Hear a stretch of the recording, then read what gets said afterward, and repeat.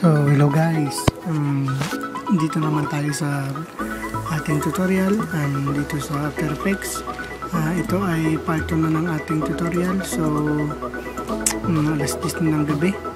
So, thank you guys sa pag-subscribe mo sa akin. So, ito. Oops, parang sa sa Cam Studio. So, muna natin is Control M or hit composition new. Yes, so punta ko dito sa HDTV 29 first seconds, 1080 50 seconds. So boom, so hits okay lang yan. So click okay. So yun na. So dito na tayo. Yan. So ang gagawin natin is, diba yung part 1 natin is paano tayo nag-animate.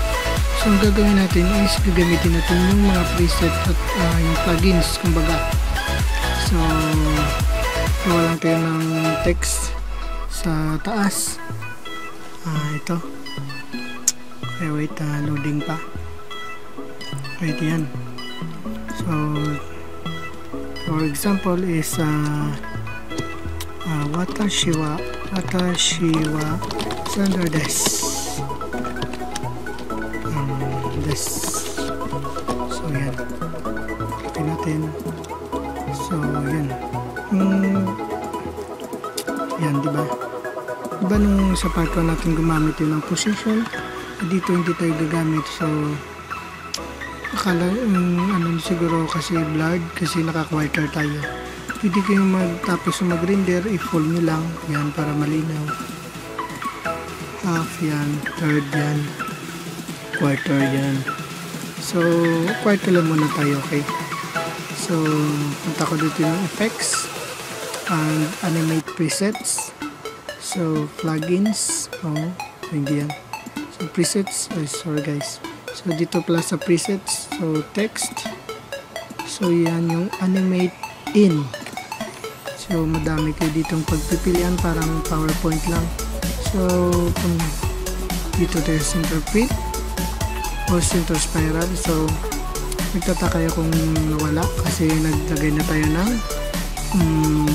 preset niya. So okay, kita ang presets niya. So pindutin nyo yung U, siguro din yung nakaklik nyo dito sa mouse U. Yan, nakita nyo yung mga keyframe. So pag piniplay nyo yung space, yan diba, nag-animate. Yan diba, pinipin pa yan para mas yan. Dito nyo lang i-adjust gusto nyo mabilis or mahina. So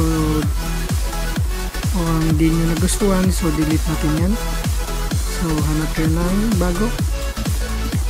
So ito, bili na kayo dito, marami dito kayo. Pwede kayo mag-random. Yan, so nawala naman. Hit nyo yung U, click, pindot nyo. Yan nyo. Yan diba? Yan.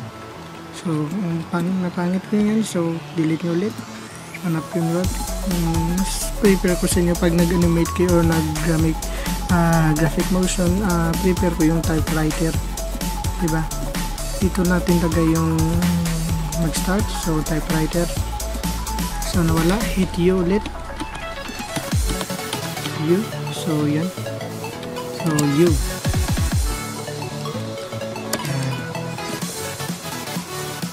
Yan. So yan natin dyan. Yan, diba? Watashi wa Sandra desu. Pwede yung pag-galawin yan. So gusto nyo lang para mas okay yung nyo, F9 nyo or easy is in. So ito easy east.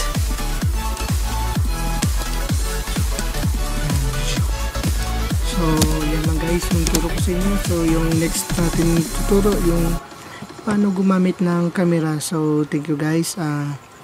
I-continue natin yung part 3 sa next video. So see you in my next video guys. Thank you.